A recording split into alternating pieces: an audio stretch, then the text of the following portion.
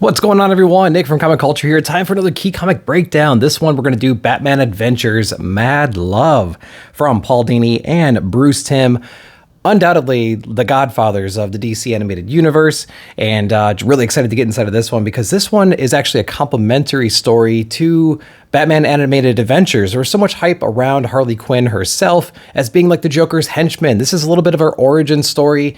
We get to walk through how she met the Joker, how they became, the psychotic duo that we know and love today. So let's break into this 64-page special. This is a one-shot, and this one actually released at the beginning of 1994. We have a copyright of 94 right there. And since this is a complementary thing to the DC Batman Animated Adventure series, you're going to see obviously some very recognizable characters and character voices just because it's Bruce Timm and Paul Dini. So it's the dynamic duo, so to speak, that we know and love. And again, this is a little bit different. It's not going to be like your Batman proper. It's not going to be that dark, gritty, Tim Burton-esque style Batman. This is going to be very much animated adventure-ish. It opens up with Jim Gordon basically going into a dentist appointment. Of course, the dentist right here was swapped by the Joker, and there's like this ominous moment right here where Jim gets in the seat, and us as the reader, we can read all the clues right away, right? We even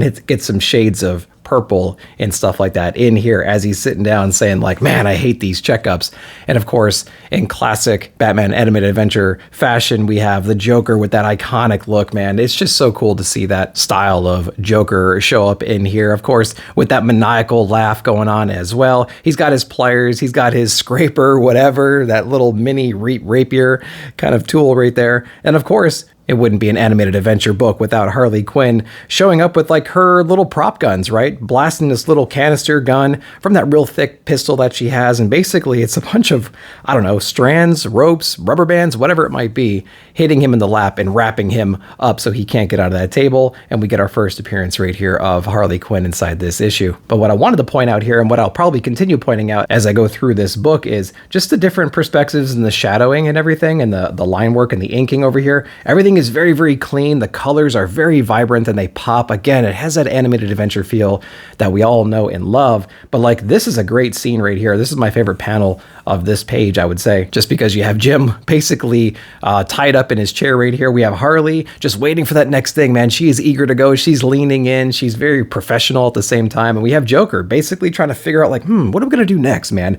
I got it. We're going to drill right through his face with this giant drill bit right here with that maniacal laugh and everything. So I think that's really awesome. And yeah, man, just brings back a lot of memories of sitting back watching the TV show. And of course, undoubtedly, Batman's going to come to the rescue, right? Smashing through the window over here, just as this thing was like a millimeter away from going right through the skull of Jim Gordon. And, in classic fashion, we have Joker making a quip right away. You're a little early for your appointment, just making fun of Batman. We have the call sign of Harley here, who tipped off Batman in a way by sending the GCPD a little, fake teeth gag gift, right? And so that kind of tipped him off exactly where he might be. But Harley, being the quick thinking henchman that she is, grabs the nitrous and blasts Batman right here just to kind of subdue him, knock him down for a moment so they can escape. I love the portrayal of like innocent, person right here into this just crazy lunatic with the gas and everything, and then springs right into action. So it shows just how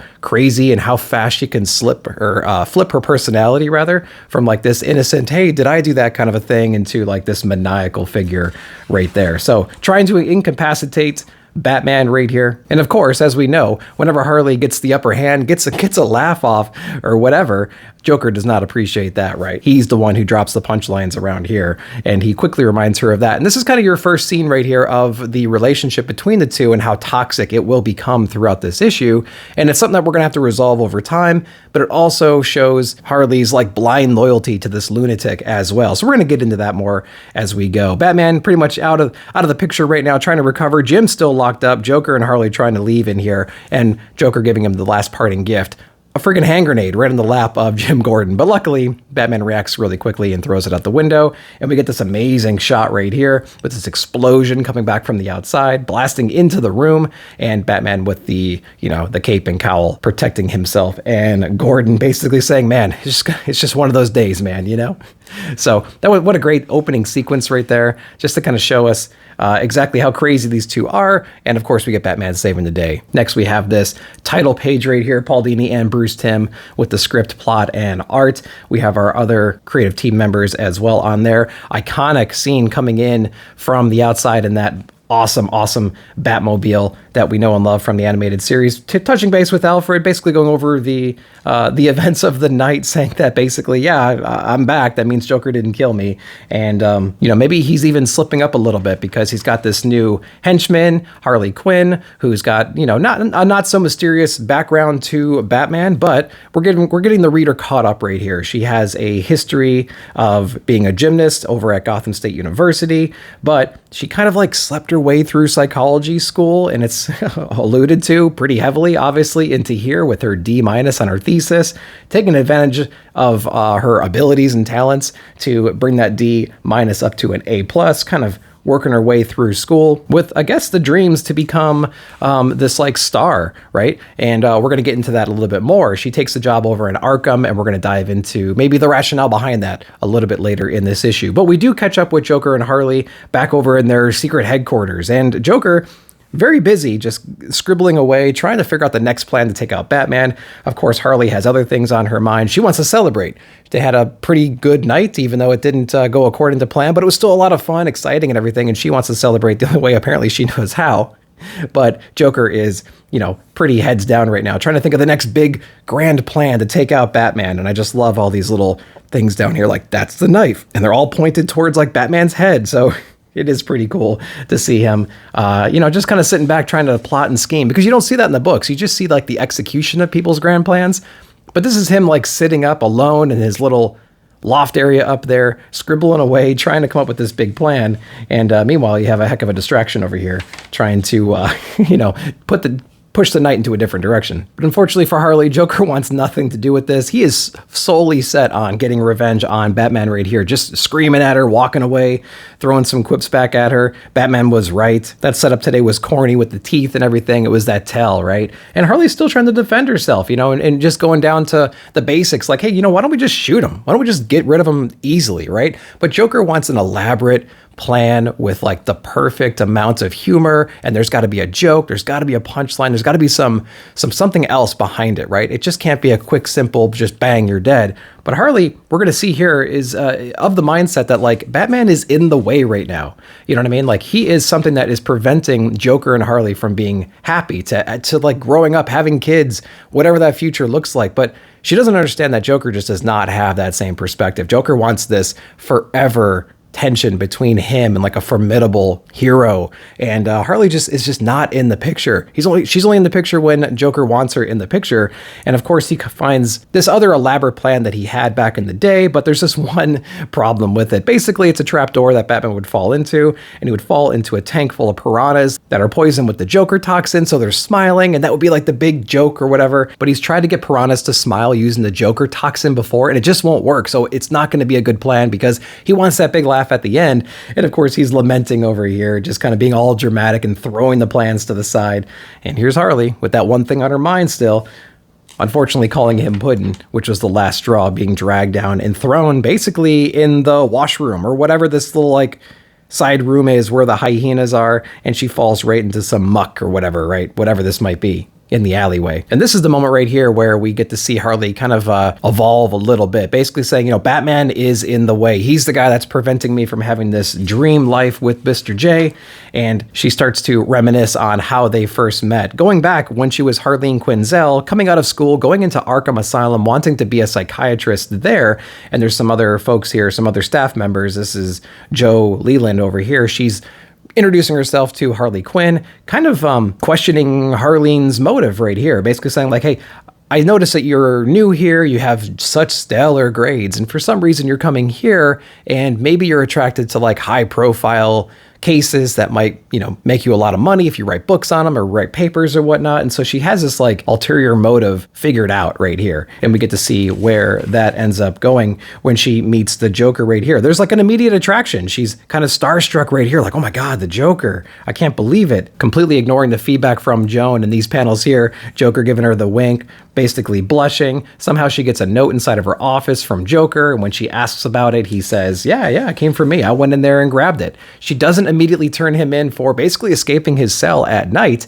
And she kind of plays it cool right here. She actually has that front that she puts up. She's secretly obsessed even at this moment right here, but she's not really showing it. She's kind of giving him the side eye over here, kind of ignoring him, things like that.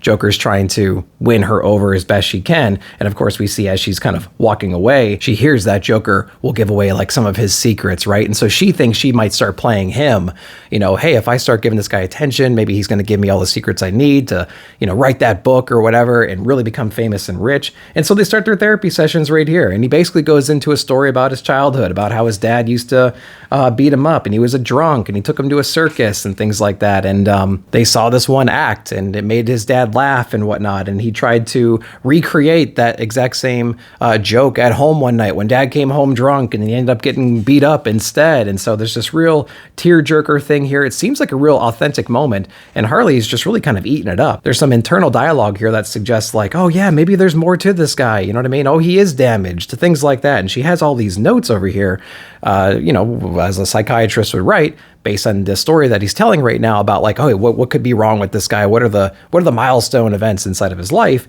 And so we get a moment here where the Joker is completely playing Harley. And that's when he brings up the Batman right here. And so Batman becomes a focal point of like a distraction of Jokers, where if Batman was eliminated, he would have a lot more free time or a lot more mental energy to put in other places, like Harley herself. And we get a little bit of an origin story of like the Batman Joker escapades right over here, falling into the vats and just the constant battles that they have back and forth. And this is when Harley starts really, really falling in love with the Joker and doodling little pictures of Batman with missing teeth and black eyes and things like that. It even goes on to tell a part where Joker escapes and she's really, really upset about this. Her hair's all frazzled. She hasn't been sleeping. She's been drinking lots of coffee, smoking, basically chain smoking until Joker gets brought back by Batman, which we see on this panel over here. She is so excited to see him that basically she starts crying and embracing him, and Batman's totally taken aback by this. Like, okay, there's no way a doctor should be this relieved that the Joker is back in this place. And just seeing like the mental breakdown of the character right here, Batman undoubtedly knows that this girl is someone that he needs to pay attention to because she's a liability with the Joker being in custody, basically under her watch. Traumatized by the Joker's current state, she runs out, buys a bunch of novelty toys, costume, a bunch of gag gifts and stuff like that, and you puts them to good use in basically jailbreaking the Joker. And I love this, hitting the security guard at the back of the head with a rubber chicken, using stink bombs to like gas out the other staff members and things like that, and putting together some kind of a explosive device out of whatever and a timer. And here's our big splash page right here of Harley Quinn coming in with the costume that everybody knows and loves to save the day. And then very similar to the previous page when she initially broke in and used some of those gag gifts, we have our duo right here going through the rest of the guards using canned springs and her giant pop gun that has some kind of explosives in there, marbles, just kicking people around, and they're just having a great time on their escape, riding off into the sunset. Even admitting back then that, though I can't deny I did have hopes for the future, and then she goes into what those might be. She's still sitting in an alleyway with the hyenas, and she's thinking about this future, right, where Batman's head is on the mantle, and Joker's over here with his feet kicked up, reading a newspaper article about thousands die in a mysterious sanitation explosion. Harley's over here baking cookies for their two rambunctious kids with a Batmobile on fire, and dinosaurs being cut in half, Barbie dolls' heads being ripped off. And so she has this delusional fantasy about if she can only get rid of the one thing in the way of her and Joker, she can live this life. And that's when she goes back up to Mr. J, looks through her plans, and finds the piranha plan that he initially had, that he could not figure out how to make the piranha smile in, and she finds out a creative way that we'll unpack here very soon on how to like make this happen. So she figures all that out, and she puts a little tip into the GCPD, this note, this confession note that Joker has gone completely insane. She's not on board with this, and she needs Batman's help to stop this. Come meet me in this really secluded location by yourself. I'll give you all the evidence, things like that, and we'll go from there. Cool little throwback, maybe a throwback to these television scenes here from like the Frank Miller types of stuff. I really like those kinds of panels, and this is a great shot over here of her sitting alone and the dock. You can see the wind blowing. You can like hear this moment. Really, really well done. Even in this like simplistic cartoonish style, the animated series style, if you will, there's still moments like this that were like, it's kind of a pause and it's just beautiful. The coloring is perfect. The lighting is perfect. And you can see yourself and you can hear what's going on in the scene. Really, really well done on that spot right there. She has a half sincere moment right here with Batman. You know, he shows up. She opens up the briefcase, she shows him all the plans, but as Batman's starting to get into all this stuff, the trap is sprung. We have this Joker character coming over here, shooting with a Tommy gun. Batman quickly takes him out, realizing it's some kind of a robotic Joker, and so obviously not the real one, but before he really notices what's going on, Harley hits him with some kind of a tranquilizer, some kind of a sedative that undoubtedly she has access to or had access to over in Arkham Asylum. Before you know it, he wakes up being suspended and chained over that tank of piranhas that we saw in Joker's plan. And what I did notice at the time was I thought she was going to drop him into this thing. She has this hose that's constantly filling up the tank, so eventually it's going to reach his head, and the piranhas are just going to have their way with him there. He's like, where's the Joker? And she goes, oh no, man, this was all me. This was my plan. I'm going to get you out of the way.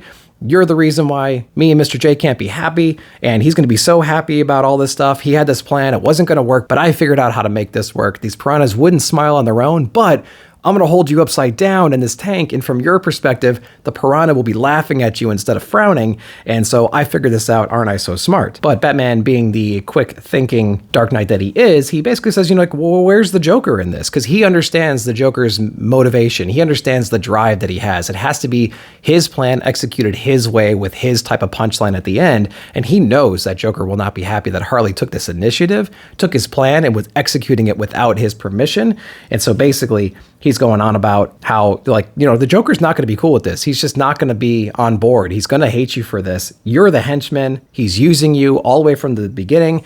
Let me guess, he got you hooked on him because he told you a sad story about his dad and going to the skating rink or something like that. And there was this funny moment, and she's like, no, it was a circus and all that stuff. So he's planting all these seeds of doubt inside of Harley right now that Joker's a psychopath and he's only going to use you for his advantage. And so, you know, basically just don't listen to this guy, right? So Harley, being depressed and having this revelation, she wants to go ahead and call the Joker. She wants to make this right. You know what I mean? She wants to share in this moment with the Joker because she kind of knows that Batman is right in this moment. And so she phones up Joker, who's really, really upset and kind of shocked that he's getting this phone call. He doesn't know where Harley is. He locked her up, right? He doesn't know what's going on. And all of a sudden his phone rings and it's Harley saying that she's got Batman suspended over a tank of piranhas. And so Joker's really pissed off because of this. And so you can see this exclamation right here. You have who? Tied up where? Freaking out, man. Jumps in the car, knocking people over. Having this like thought in his head from all these other reputable villains in Gotham City about how like Joker's girlfriend got Batman and Joker could never do that and all this stuff, right? Calling him Mr. Harley Quinn, right? Just having this like awful time thinking about what people are going to say if Harley's the guy who finally takes down Batman. And of course, you know, the police get tipped off because he's driving like a maniac. And, you know, Harley's over here saying, you think you're so smart trying to pin us against each other, but I called my Mr. J and he's on his way and he's so happy. Again, reminiscing about growing old and getting married and having babies and things like that. And that's not exactly how this is going to go. Another great scene right here. You can almost hear this from the animated series about Joker just busting in, calling out Harley. And again, character design, outstanding in this. Just an innocent look while she has our hero hanging from chains, about to get eaten by piranha. Harley so excited to see Joker, but Joker, man, just smacking her down right here, telling Batman, you know, excuse me, just a minute, I gotta handle some stuff. And as Harley's trying to explain what she did, she found the answer to the problem of the perfect plan that Joker had put together. But man, he is just not hearing it right now. Ripping up the plan and attacking Harley, throwing her out through the window of this abandoned building or whatever it is. And for all intents and purposes, to her death. If you look at this, we're several stories up. 1, 2, 3, 4 plus stories up into the air.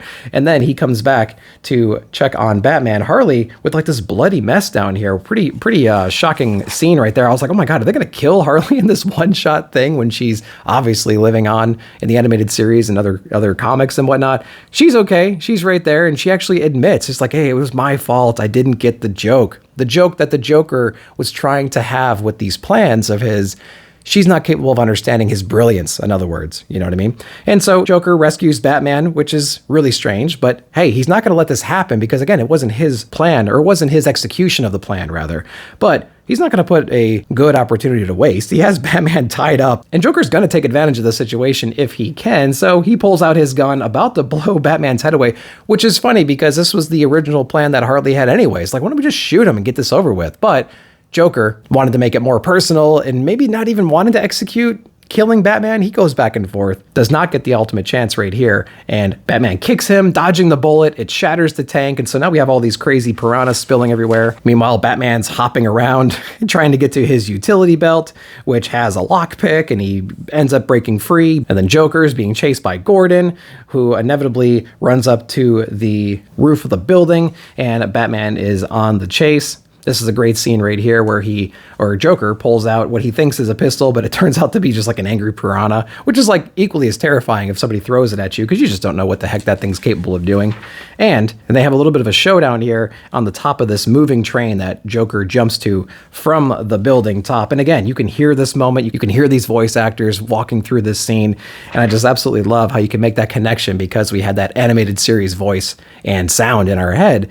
And again, we have this cool classic like Adam West style melee over here. Batman's totally on board, even egging him on, calling Joker puddin', and you can see that that puts Joker into a frenzy over here. Of course, we get our iconic knife that Joker likes to pull out, and we get the kill shot essentially right there from Batman. And not only that, but he knocks him off the train into this smoke tower of this random factory over in Gotham, where the news is reporting, we haven't found a body yet. There's no way somebody could survive from something like this. And that's just something that we've come to expect from these Joker battles, right? Like, there's no way that he could have survived this thing, and we're going to keep looking and whatnot. So we kind of go back to Arkham Asylum right now. Harley has been recovering from her fall out of the 4th or 5th story window. She's all bandaged up. She's going to Arkham herself because she's a henchman to the Joker and she's absolutely crazy, and even admitting to herself that she finally sees that slime for what he really is. Understanding that the Joker's never going to be on the same page as her. He's never going to be on board with the future that she has in mind.